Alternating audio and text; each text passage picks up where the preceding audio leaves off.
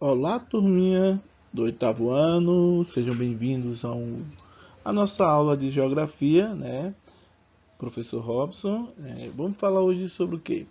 A América Latina, suas paisagens e os povos que ocupavam seus territórios, certo?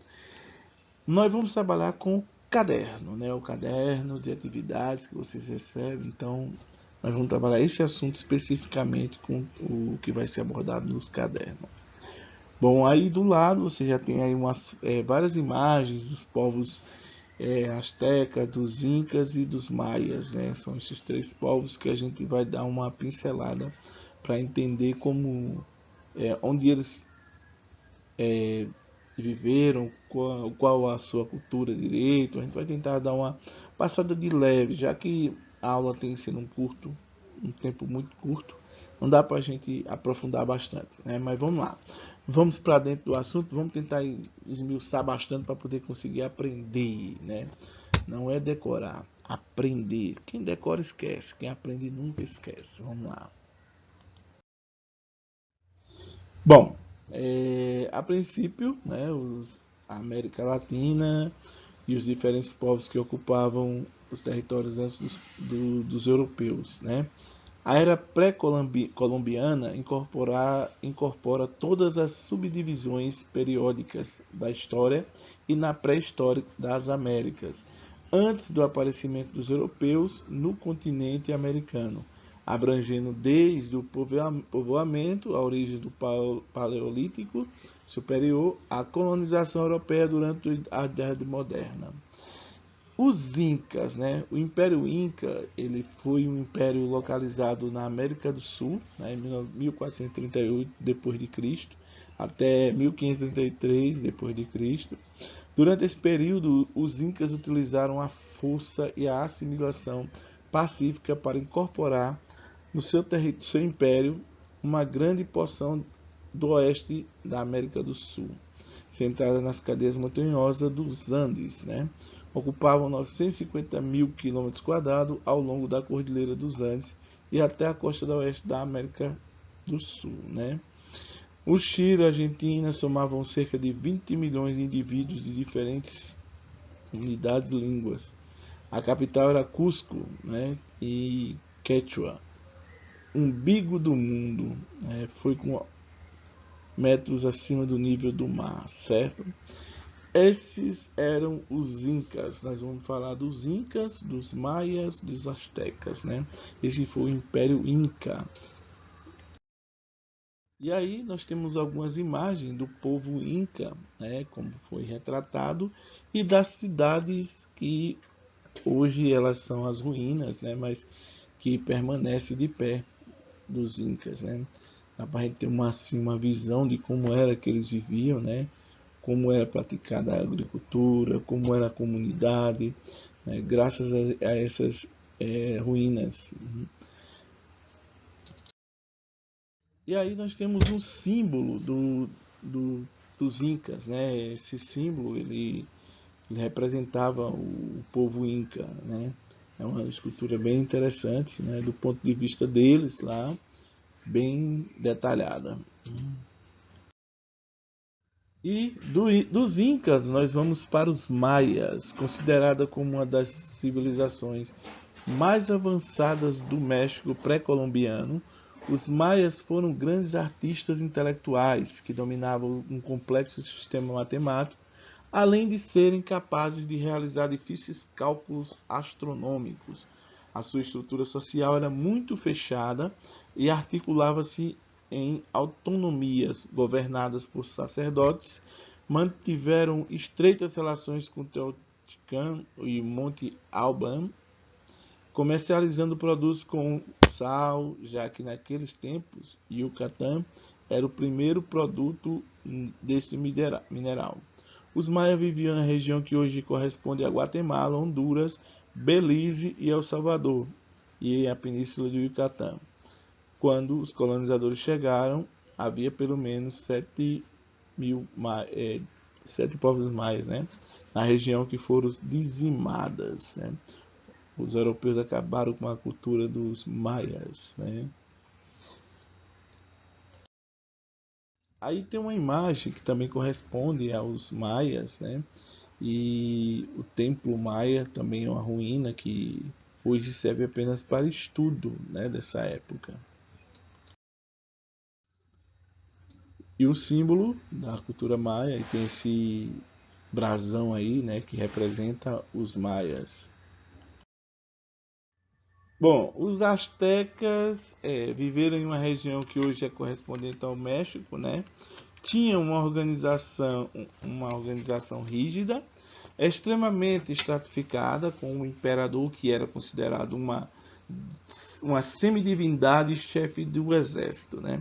Era um povo guerreiro, né, que viveu seu apogeu entre os séculos XV e XVI. No entanto, não se descuidavam da agricultura, não se descuidavam da agricultura.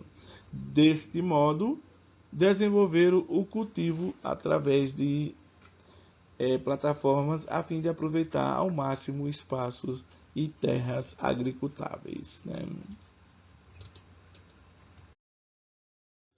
Bom, aí tem a imagem do povo, eles estão aí, os astecas, né? Olhando de direito, né? A gente vê a civilização e vemos também as ruínas onde eles viviam, né?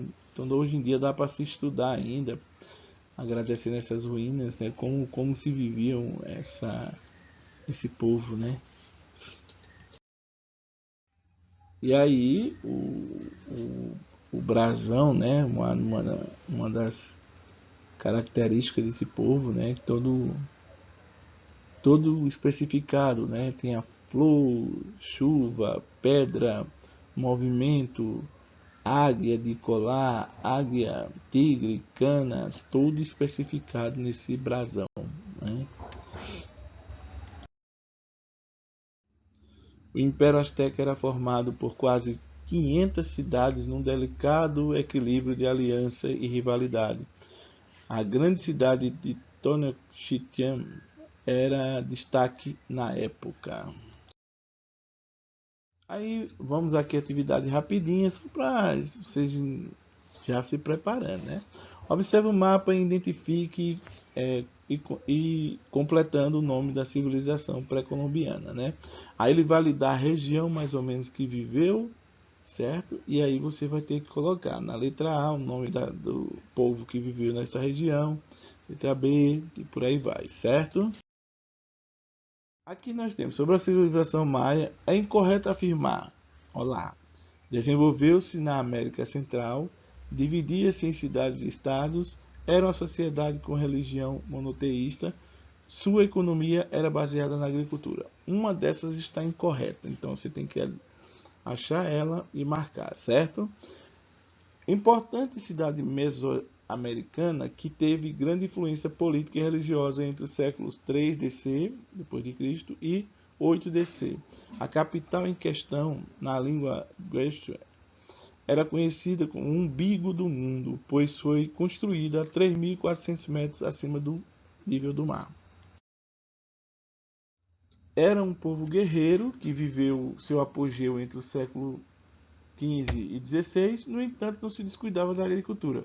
Deste modo, desenvolveram o cultivo através das plataformas a fim de aproveitar ao máximo espaço de terra agricultáveis. O Império Azteca era formado por quase 500 cidades, onde se localizava esse antigo Império Azteca. Aí você tem a letra A, a letra B, a letra C, a letra D, com cada um com uma localidade diferente, certo? Os astecas construíram uma das cidades mais impressionantes do mundo, onde hoje está localizada a cidade do México. Qual era a capital do Império Azteca, né? Qual dessas civilizações pré-colombianas mais chamou a atenção do povo? Então vocês vão ter aí essa atividade para responder. Vamos falar um pouquinho aqui rápido sobre as paisagens da América Latina. Esse a gente já deve ter visto isso, mas vamos dar uma pincelada aqui só em alguns pontos com o que tem no caderno, certo? Com mais de 42 milhões de quilômetros quadrados, o continente americano é o segundo mais extenso do planeta. Sua população é de aproximadamente 925 mil milhões, aliás, de habitantes que estão distribuídos em 35 países. Aí está aí os países, né, que compõem a América do Sul, né, e tem uma relação, você pode seguir, né, é bom que você dê uma olhadinha, estude mais sobre isso.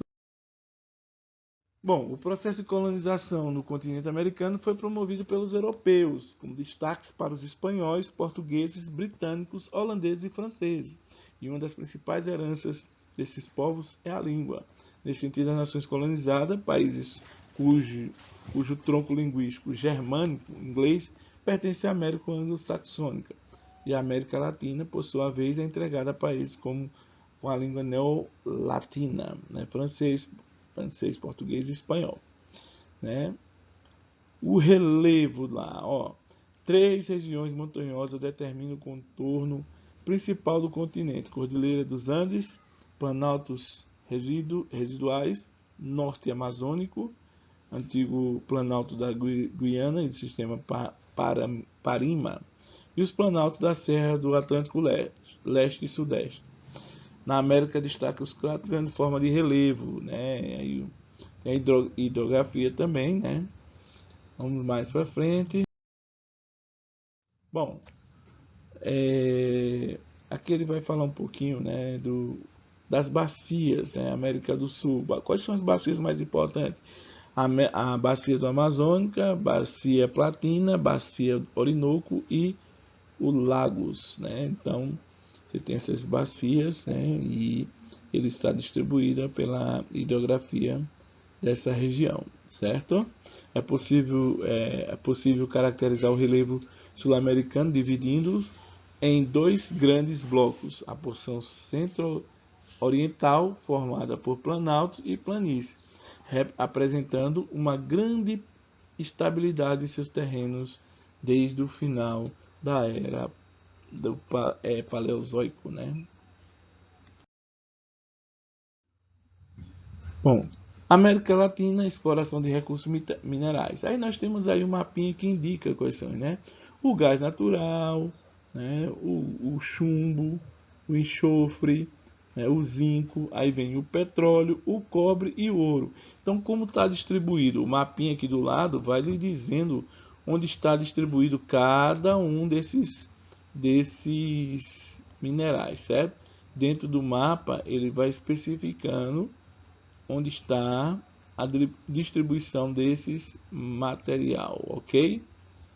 Vocês podem ir estudando e entendendo um pouquinho o que ele quis dizer. Desde a época da colonização, o que as metrópoles europeias levavam todo o ouro e prata que podiam. O Brasil mesmo, Portugal tirou bastante ouro, né? A gente já estuda isso há muito tempo e foi onde o Brasil perdeu mais sua riqueza nesse período, né?